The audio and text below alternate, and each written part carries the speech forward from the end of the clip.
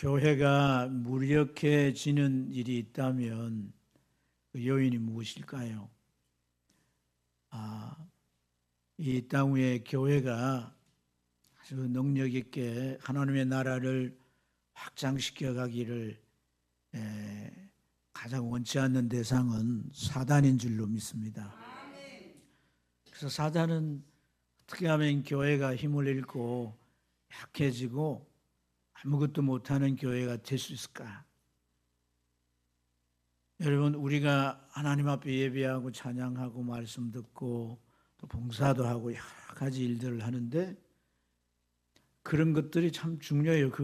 그게 얼마나 중요합니까? 그런데 그 예배가 정말로 살아있고 우리 찬양이 살아있고 우리 봉사가 정말 주의 성령에 충만해서 열매 있는 봉사가 되고 그렇게 우리 신앙생활이 활력을 얻고 힘있게 나아가는데 그걸 뒷받침해 주는 게 있어요. 그게 뭐냐? 기도인 거예요. 기도. 그러니까 기도 없는 예배, 기도 없는 찬양, 기도 없는 봉사, 기도 없는 모든 신앙의 활동은 힘이 없어요. 열매를 갈 수 없어요. 기도하지 않는 성도의 삶은 어찌 보면 하나님의 그런 이제 축복의 문을 여는 신앙생활이 될 수 없기도 할 수 있습니다. 왜냐하면 하나님 우리를 잘되게 하시길 원하시고 그 잘되게 하시는 게 그냥 이제 비상적인 게 아니라 약속하셨어요. 약속. 근데 하나님이 약속의 말씀을 우리가 붙들고 살아가야 되는데 그 약속을 했을지라도 너희가 기도해야 이루어주리라 그랬습니다. 기도하지 않으면요, 우연히 잘 됐다고 하고 지가 이제 능력이 있어서 지가 잘나서 잘 된 줄 아는 거예요.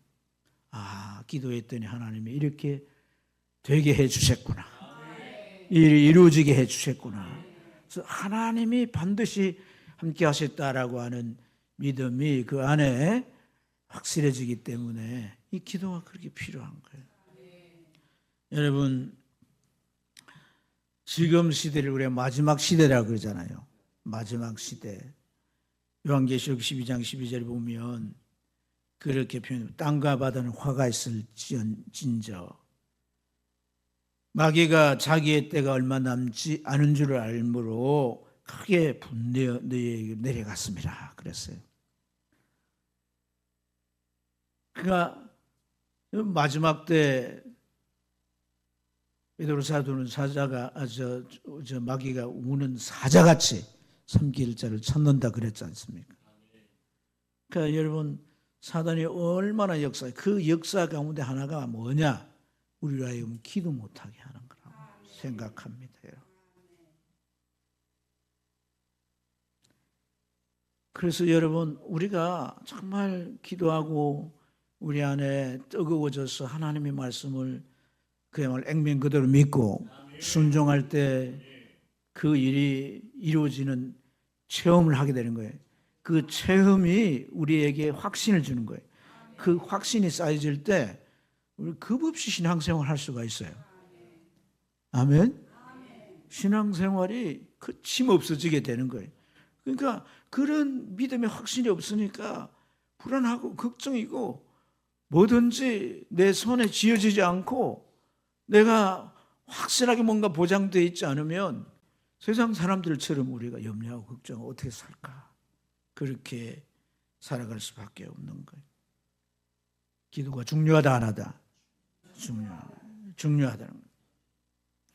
여러분 오늘 우리가 주님께서 이 비유의 말씀을 하셨는데 재판장과 가부 사이에서 일어나는 이제 그 송사의 일로 비유하셨는데 이 말씀을 구체적으로 살펴보기 전에 우리가 좀 주지해야 될 게 있어요. 뭐냐면 주님께서 이 18장의 이 비유의 말씀을 시작했지만 그 앞에 17장의 내용, 이 17장 20절부터 마지막 37절까지의 내용은 뭐냐면 마지막 때 될 일이에요. 그러니까 마지막 때 될 일을 주님이 말씀하시고 이 비유를 하셨다는 거예요. 그러면 주님이 이 비유를 말씀하실 때는 정말 마지막 때 뭐가 중요한가를 우리에게 주지하기 위해서. 그러니까 주님이 그냥 비유하는 게 아니란 거예요. 그냥 기도를 강조하기 위한 비유가 아니란 거예요. 마지막 때의 삶을 너희들이 살아내기 위해서는 반드시 이 기도가 필요한데 이 필요하다는 것을 어떻게 하면 우리에게 정말 실감나게 구체적으로 막 우리에게 깨달도록 해주실까라는 생각을 하시고 이 비유를 하셨다는 거예요. 아멘입니까? 그래서 1절에 그러잖아요. 항상 기도하고 그 다음이 뭐예요? 낭망치 않도록 비유하기 위해서. 마지막 때는 우리가 낭망할 수 있다 없다? 실망할 수 있다 없다? 우리가 신앙에 실패를 하고 뭔가 안 풀리고 안 되고 이래서 내가 예수 믿어도 이런 삶이 될 수밖에 없나? 하나님은 왜 나를 안 도와주시지? 기도했는데 왜 응답이 없지? 이런 일들로 신앙이 약화된다는 거예요. 믿음이 바닥에 떨어진다는 거예요. 그래서 항상 기도해야 된다는 거예요. 그걸 비유로 주님이 말씀하는데, 비유란 말이 가르침을 주기 위한 하나의 교육 방법인데, 이 비유란 말 자체가 두 개를 던진다는 거예요. 두 개. 그럼 두 개 중에 하나는 예가 되는 거예요. 비슷한 예가 되는 거예요. 그 다음에 하나는 뭐냐? 그거에서 실체인 거죠. 예를 들어서 이 실체를 규명해 주는 거란 말이에요. 아멘입니까? 비유가 그런 뜻이에요. 그래서 주님은 일어날 수 있는 일을 이 비유를 통해서 말씀을 하셔서 우리가 정말 어떻게 하면 우리의 신앙생활을 힘있게 살아갈 수 있는가를 우리에게 가르쳐주고 계신다. 자, 오늘 이 비유의 등장인물이 누구예요? 재판관과 과부인 거죠. 근데 이 재판관은 하나님을 믿지도 않고 또 아주 힘없고 약한 사람들을 무시하는 사람. 그래서 이 재판관을 오늘 이 본문에는 뭐라고 하냐면 불의한 재판관이라 그랬어요. 자, 이 불의한 재판관이라고, 이 과부는 또 원한 맺힌 일이 있어서 이 재판관에게 와서 송사를 했다고 그러잖아요. 그러니까 이 과부의 삶이란 건 그 당시에 참 어려웠어요. 왜냐하면은 남편이 있어야 남편이 가정으로 그 가정을 지켜나가는 거예요. 여자나 아이들은 그 온전한 사람 대접을 받지 못하는 거예요. 약자 중에 약자인 거예요, 사회적으로. 그러니까 예를 들어서 남편이 죽었단 말이에요. 남편이 없어졌어. 그럴 경우에는 그 남편에게 물려준 유산이나 그 가지고 있는 걸 갖다가 아주 힘 있는 자들이 빼앗아 가는데, 특히 재판관들도 여러분 이 재판을 아주 불리하게 해가지고 그 재산을 자기에게로 빼돌리는 일들이 아주 그 당시에는 많이 있었다는 거예요. 그래서 탈무드에는요, 이런 재판관들을 도둑 판사 이렇게 이름을 붙여 불렀다는 거예요. 또 뿐만 아니라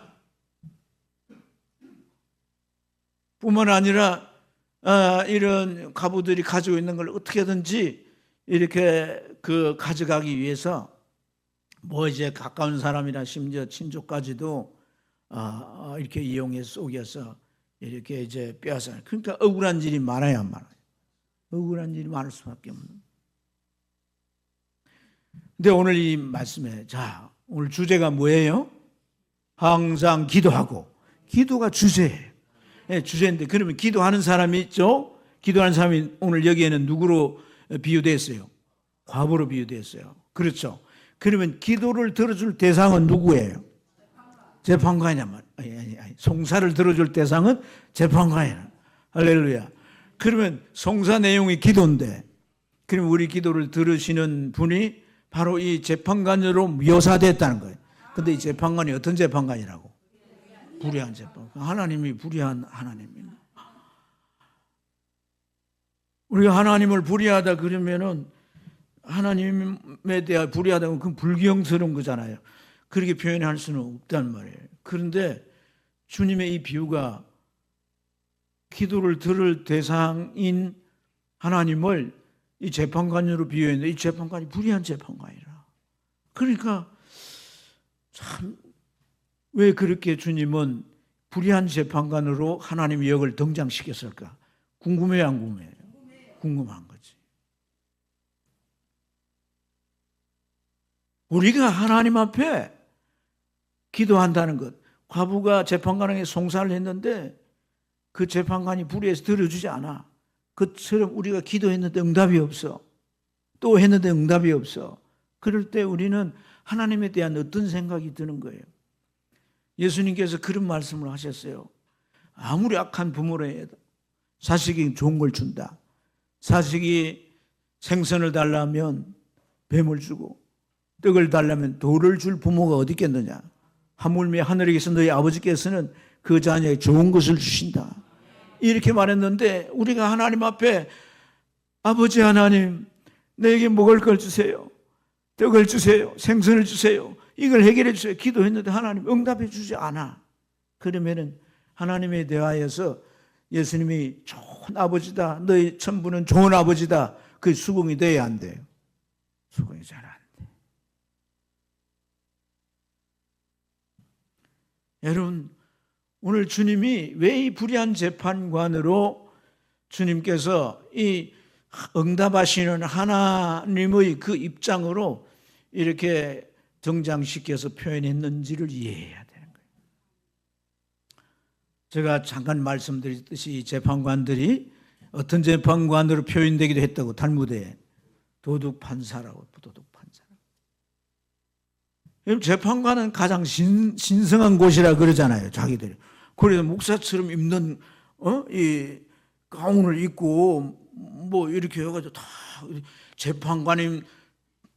재판관님이 등단하십니다. 이러면은 전부 다 거기 있는 사람 거기에 죄수도 일었어야 되고 또 피의자도 일었어야 되고 다 그 관중도 방청객도 다 일었어잖아요. 모두가 일었어요. 다 기립하죠. 재판관이 딱 이거 와가지고 딱 앉으면 그때서 앉는 거예요. 왜? 신성한 장소란 거예요.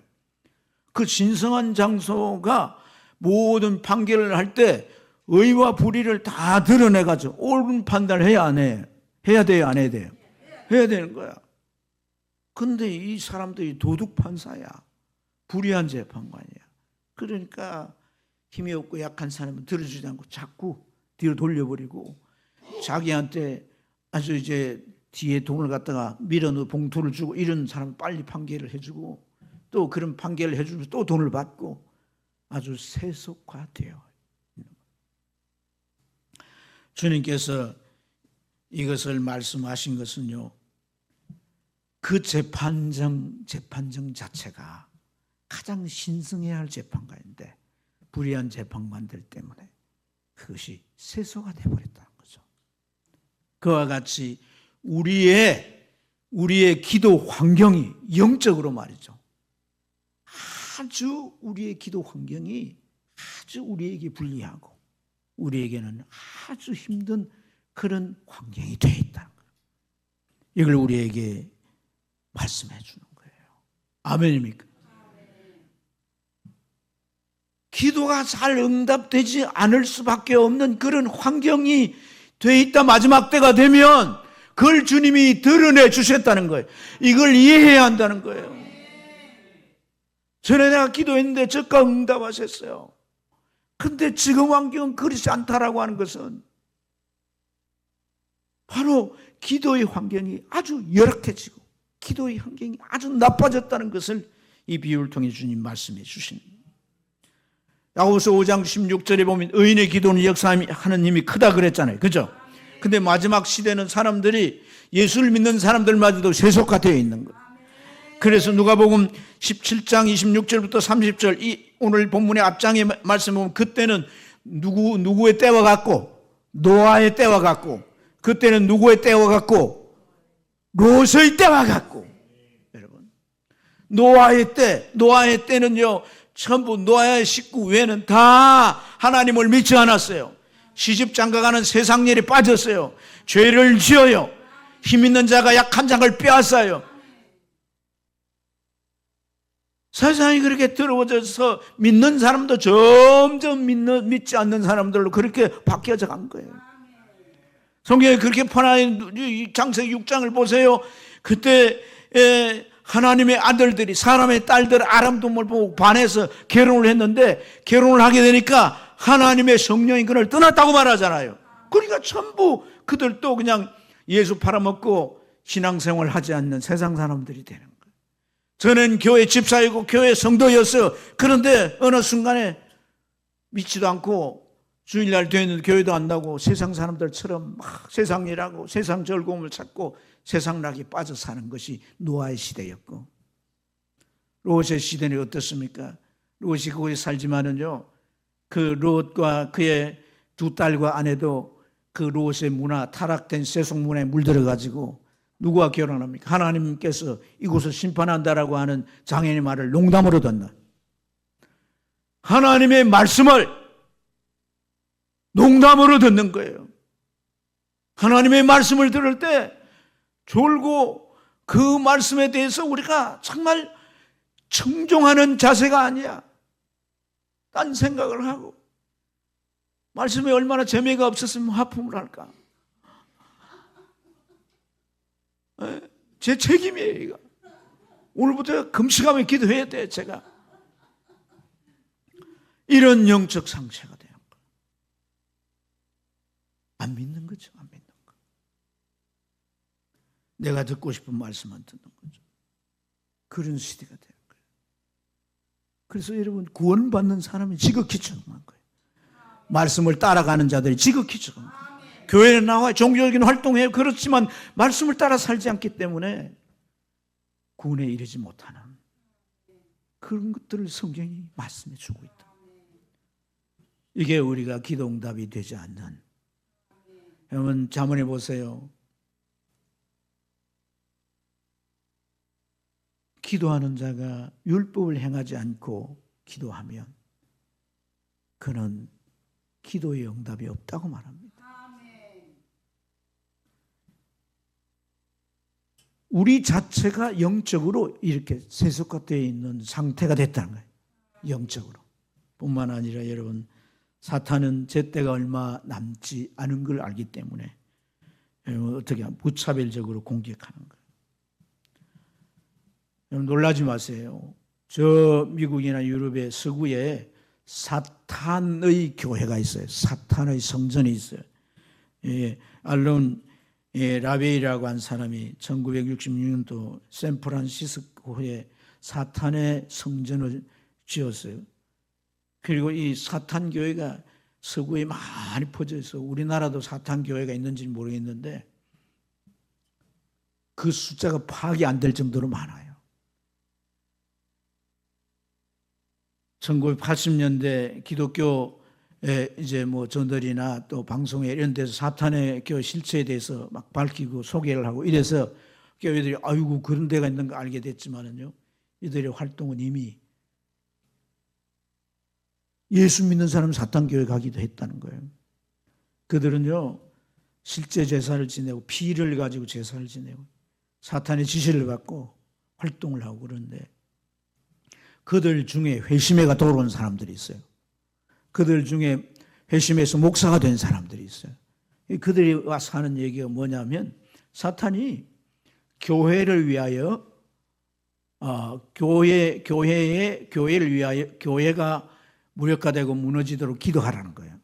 그러니까 어떤 지역에 사탄 교회가 있으면 그 지역에 있는 교회들이 영적으로 잠자도록, 아주 교회가 망해버리도록 기도하라는 거예요, 사탄이. 그래서 사탄 교회 성도들이 기도한다는 거예요. 정말 웃기는 얘기잖아요. 그런데 사탄 교회에서 나온 한 분의 얘기가 이제 뭐 제가 그 내용도 쭉 읽어보는데, 그분이 자기가 주수를 수행할 때 어떤 교회에서 중보 기도를 하더라는 거예요. 누구를 향해 주수를 하는데 주술이 안 먹혀 들어가. 그래서 알고 봤더니 그 교회가 그 성도를 위해 중보 기도를 하는 거예요. 전혀 막 기도를 하지 않다는 거예요. 사탄의 이 모든 해방을 이기는 길이 기도인 거예요. 사탄 교회를 세워놓고 뭐 이런 아주 드러난 활동만이 아니라 사탄의 역사가 얼마나 많은지 몰라요. 교모의 자기를 속이고. 그래서 여러분 뭐 광명은 천사로 가장한다 그랬잖아요. 그래서 우리의 생각 속에, 우리의 이제 마음 속에, 행동 속에 모든 것을 다 이렇게 속이는 것들로 채워가지고, 마치 말이에요, 사람이 이 눈이 어두워지면 어떻게 해야 돼요? 누군가가 인도해 줘야 되잖아요. 그렇게 인도를 하듯이 깨달지 못하는 그러한 자들을 시편에서 멸망한 짐승이라고 했는데, 우리가 개 같은 거 끌고 갈 때 어떻게 목줄 매 끌고 가잖아요. 그런 행국인 거예요. 그런 행국. 그래서 우리 시간을 빼앗기고 물질을 빼앗기고 우리에게 쾌락을 주고 우리에게 즐거움을 주고 우리에게 어떤 것들을 주어서 우리 마음이 빼앗기게 하고 우리가 가치 있게 여기는 이 세속 교육을 통해서 그런 것들을 쫓아갔는데, 그게 알고 보니까 사탄이 그렇게 우리의 삶을 빼앗아가는 거예요. 주님 뭐라고 그랬어요? 도적이라고 해요. 도적이. 도적이 오는 것은 죽이고 멸망시키는 게 그 목적이란 거예요. 우리는 이걸 알지 못한 가운데 얼마나 썩고 사는지 모릅니다. 그래서 우리는요, 정말 하나님 앞에 이 기도할 때 영적 전쟁에 승리할 수 있고, 기도할 때 성령께서 우리에게 눈을 밝혀주시고 우리를 하여금 일깨워 주셔서 사탄의 그 모든 이 세세한 그 활동까지 분별하게 하시고, 아멘입니까? 그래서 깨어서 우리가 신앙생활을 승리할 수 있게 하는 거예요. 여러분, 사탄이 활동하는 것들을 잘 알아야 돼요.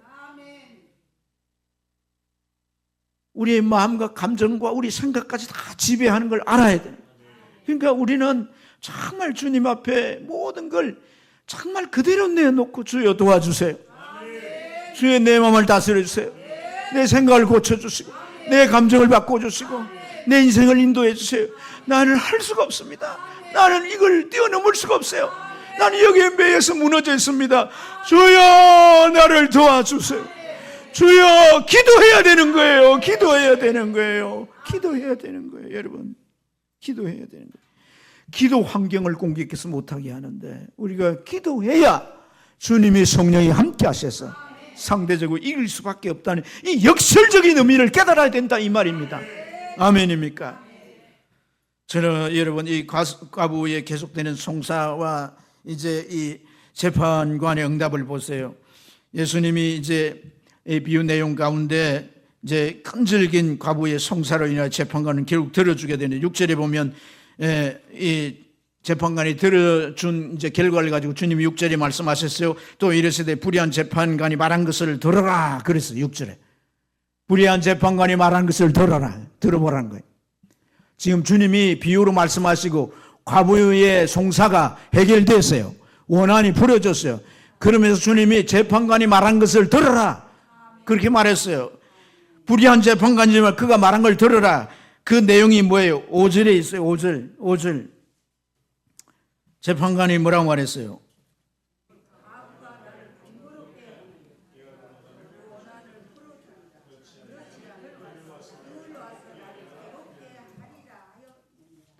여기 이 5절에서 여러분 이 묵상할 필요, 이 말씀을 잘 살펴봐야 돼요. 번거롭게 하리라, 이 말은 말이죠, 자기 일을 못하도록 어수선하게 만든다. 번거롭게. 그러니까 자기 일을 해야 되잖아요. 판사로 일을 해야 되는데 뭘 업무를 봐야 돼요.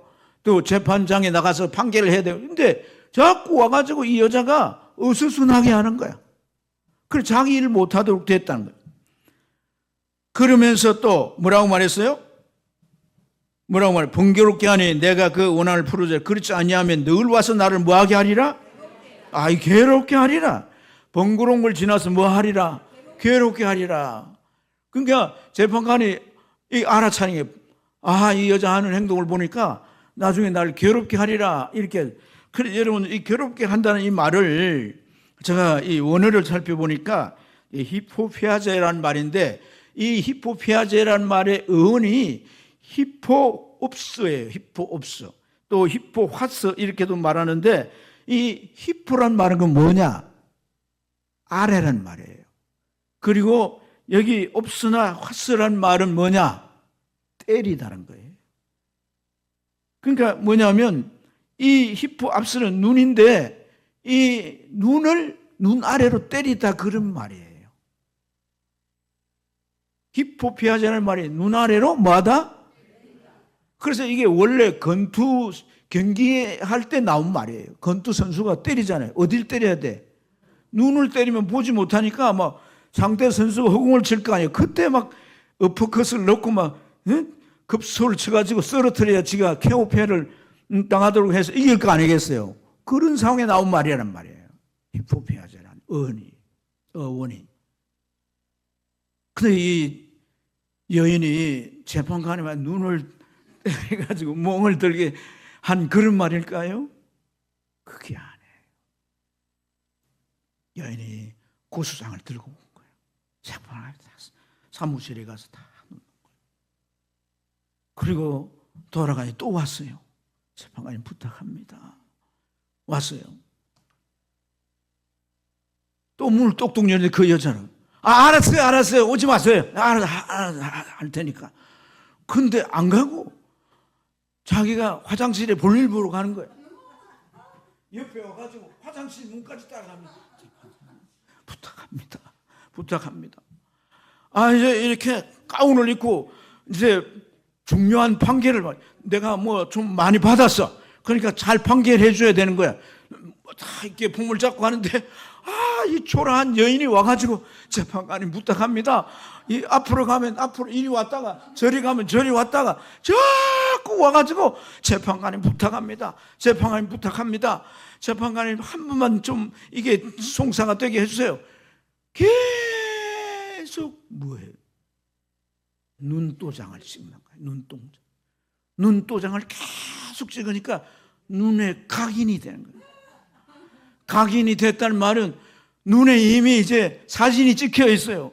마음에도 그 여자의 모습이 다 그려져요. 그러니까 집에 가서도 그 여자가 보이는 거야. 이게 각인인 거예요. 각인이 되면 떠나지 않는 거예요.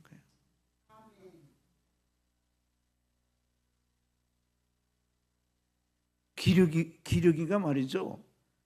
기러기 오리가 붕어가지고 알을 낳은 거야. 또 기러기 새끼가 눈을 떠가지고 제일 먼저 본 게 오리야. 그 오리가 지 어미인 줄로 각인이 돼서 이게 날아가야 되는데 오리처럼